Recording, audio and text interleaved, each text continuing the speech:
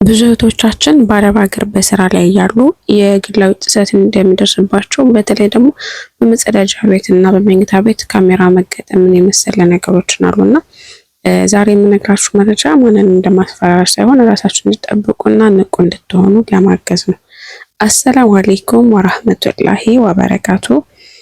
ውድና የተከበራችሁ ውድ ቤተሰቦቼ እንዴት ናችሁ? አልሐምዱሊላህ በጣም ሰላም ነኝ። በያላችሁበት ሰላማችሁ ይብዛ። አዲስ ከሆናችሁ ለቤቴ ሰብስክራይብ በማድረግ ተቀላቀሉ። ላይክ በማድረግ ቪዲዮውን ጀምሩ። ወደ መረጃው። ካሜራዎች በጣም ጥቃቅን ከመሆናቸው የተነሳ በማንኛውም ቤት እቃዎች ውስጥ ሊገጠሙ ይችላሉ።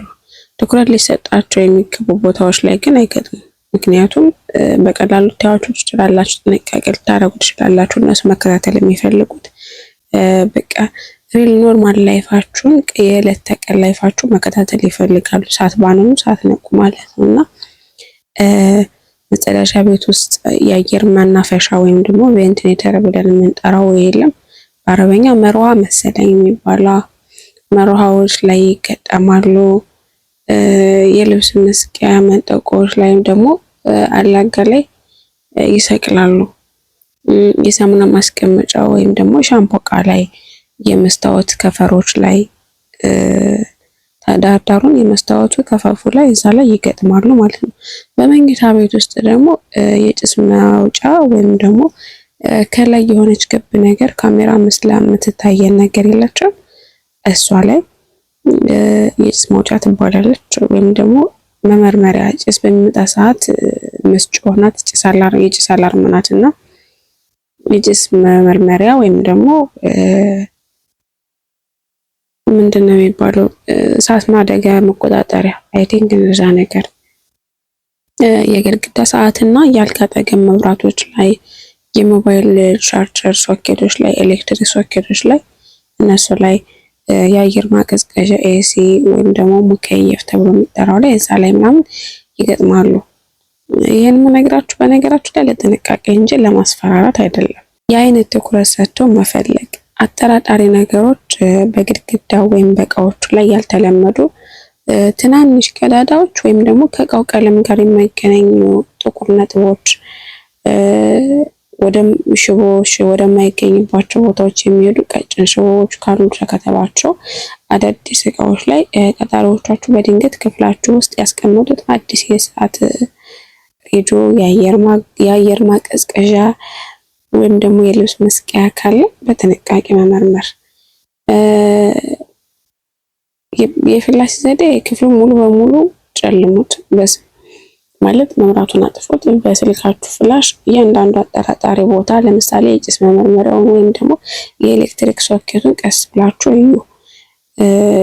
የካሜራ ሌንስ ካለ ብርሃኑ ሲያርፍበት ሰማያዊ ወይም ደግሞ ሐምራዊ ነጸብራቅ ያንጸባርቃል። ማለት ካሜራ ያለበት ቦታ እናንተ ስታበሩበት ብርሃኑን መልሶ ወደ እናንተው የተለየ ቀለም ያለው ሰማያዊ ወይም ደግሞ አረንጓዴ ወይም የተለያየ ከለር ወደ እናንተ ላይቱን ሊመልስባችሁ ይችላልና እሱ ማለት ካሜራ አለ ማለት ነው።